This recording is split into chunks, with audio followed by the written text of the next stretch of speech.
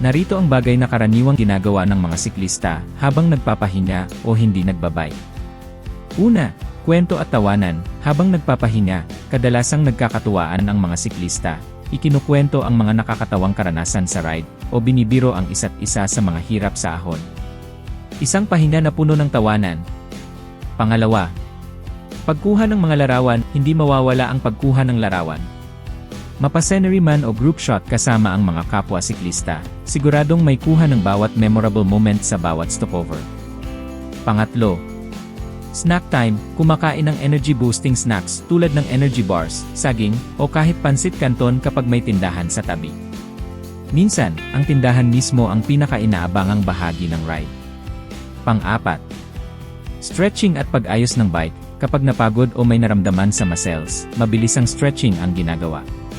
Kung may nakita rin silang kailangang ayusin sa bike, ginagawa nila agad ng paraan.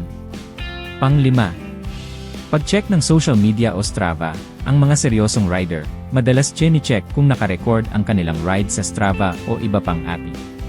Kung may signal, i-check din nila ang kanilang social media, minsan pa nga ay live update pa.